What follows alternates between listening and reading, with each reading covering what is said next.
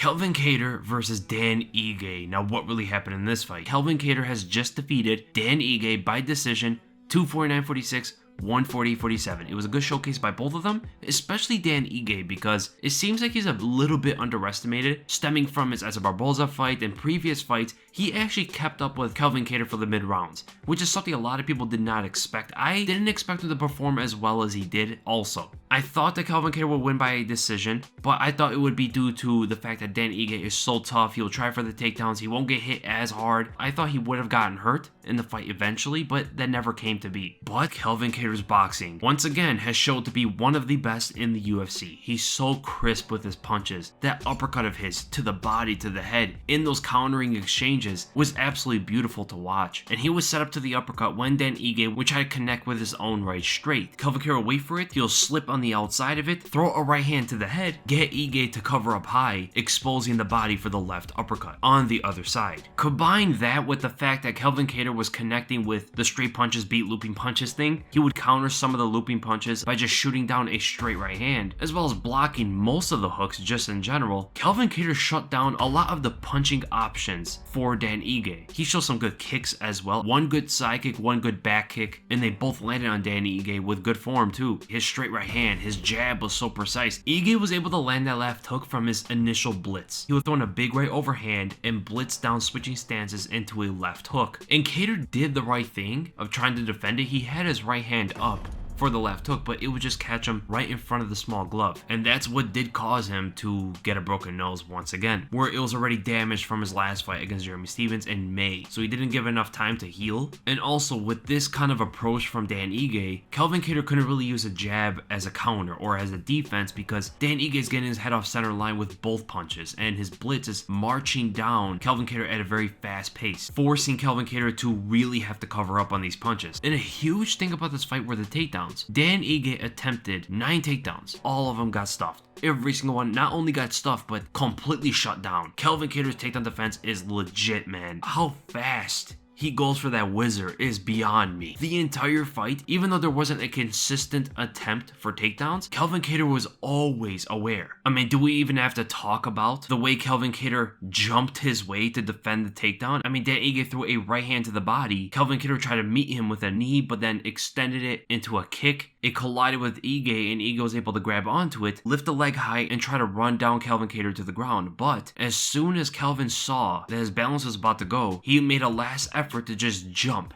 as high as he could, using the support that Dan Ige is lifting his front leg. He can actually get some air by just hopping off his back leg and just let Ige carry him. He was getting charged to the cage, so by doing this, he's going to be in the air for an extended period of time, enough to where he can crash into the cage and the cage will keep him up. He will use the cage as something he could rebound off. And you could even see Dan Ige tries to trip out the back leg, but there's nothing to trip out when Kattar jumps. So it was a really good performance for Calvin Kattar, who risked his rank. He put his ranking at stake here against a number 10 fighter while he's number 6. Winning this fight honestly doesn't do much for him. He might rise to number 5. I don't know exactly right now who's number 5, but it doesn't do much for his status other than maybe because he put himself at risk taking this fight, he should get a higher ranked opponent at this point. He's on a 2-fight win streak, TKO Jeremy Stephens, and now beat Dan Ige in a main event spot.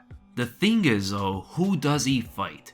Who do we want to see Calvin Kattar fight? Of course, there's a beat who he lost to 3 fights ago. I don't think that fight should happen. There is Yair Rodriguez up there. There is Korean Zombie. There is Brian Ortega. But to be honest, those guys are all pretty much matched up. Like, they're already talked about being matched up with each other. Zabit is supposed to fight Yair Rodriguez. Brian Ortega is supposed to fight Korean Zombie. And those are the fights that have to happen. Like, right now, those are the fights we all want to see because there's a backstory to that. There's a little bit more animosity to that, so it can be a little bit more fun. And they're amazing stylistic collisions. Zabit versus Yair is going to be a ninja fight, hopefully for 5 rounds. And Korean Zombie versus Brian Ortega is an amazing offensive fight. There's a lot of power brewing up into that one. Both those guys are some of the hardest hitters in this division, and both have very good offensive boxing, but Korean Zombie's much better at not getting hit. That leaves one option for Calvin Kattar. That is Max Holloway. Let's bring on Calvin Kattar versus Max Holloway. He put his ranking at stake. Let's have him fight the number 1 contender, who just came off 2 title fights, lost to the same guy twice, officially on the scorecards and the record books, and that would be an amazing fight. Think about that. So we know Calvin Kattar can go 5 rounds very well. He didn't look that tired after the fight. And he went on with a consistent pace. Not fast, not slow, just right there in the middle. Able to keep that up and do what he does. Can he do the same thing against Max Holloway, who puts on a very fast pace, has crazy volume, and fights on momentum, usually? Besides his last fight against Volkanovski, he usually fights on this momentum basis. He starts a little bit slow, picks up the pace, volume starts adding up, more punches are stringing together, kicks are now established, and this snowball effect takes place, where the opponent just gets overwhelmed. The reason why that aspect of Max Holloway's game, that core element of his game, is going to be alive and effective against a guy like Calvin Kattar is for a couple reasons. One, Calvin Kattar does not cut off the cage that well. He showed that in the Zabit fight, and he showed it now against Dan Ige. He likes to just exchange. He's not always focused on, I gotta cut this off, I gotta get him in my range, I gotta close him in, zone him into space. He's just exchange anywhere the fight is placed. That's kind of how he goes at it, and it complements his boxing style. But that's going to allow a guy like Max Holloway to use his movement very well. He's going to be able to use a lot of angles of Calvin Kattar just for that lone fact. And the other thing is, Kattar does not go at a fast pace. He will give his opponent breathing space. Not purposely, but he does give his opponent an opportunity to try some things out there. He's not smothering them. He's not breaking momentums. He's usually not doing that kind of thing, like what a Dustin Poirier would do or a Volkanovski did in the first fight, where they're kind of colliding with Max Holloway, and Holloway's never able to get his momentum going, and he kind of sticks at first or second gear the entire fight.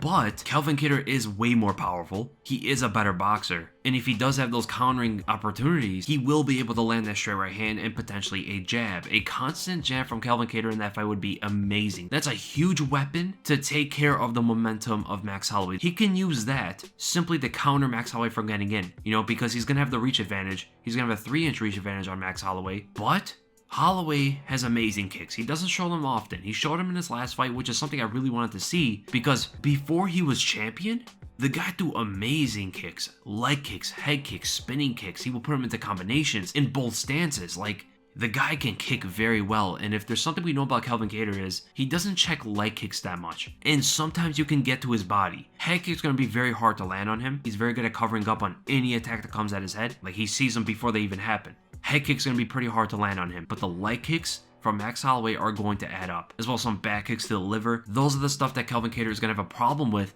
and that can also open up the boxing for Max Holloway, right? He has to use the kicks to get into boxing range. That's something he's going to have to do. But because the boxing part of the fight is so dangerous for Holloway in general, that's going to make that kind of fight extremely competitive. Calvin Kattar is a fighter who can allow Max Holloway to build on momentum and snowball a bit while also being able to handle it.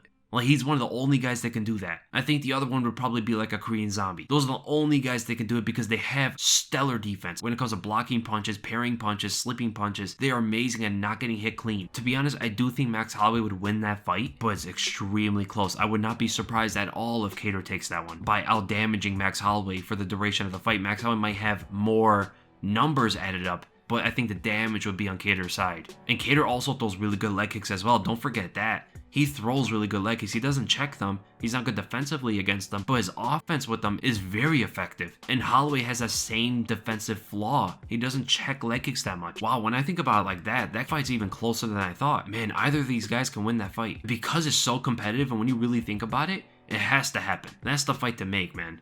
As for Dan Ige, who was number 10, I think him versus Jeremy Stephens would be the fight to make next, or he could fight a Shane Burgos, or even a Sadiq Youssef if Sadiq is not fighting anybody right now. Even Arnold Allen would be a good fight. I like to see Dan Ige versus Jeremy Stephens, to be honest. So I hope you guys enjoyed the video, and if you did, make sure to thumbs up. If you enjoyed my content, make sure to subscribe, and I'll see you guys in the podcast or prediction video, whichever comes first, tomorrow or Friday.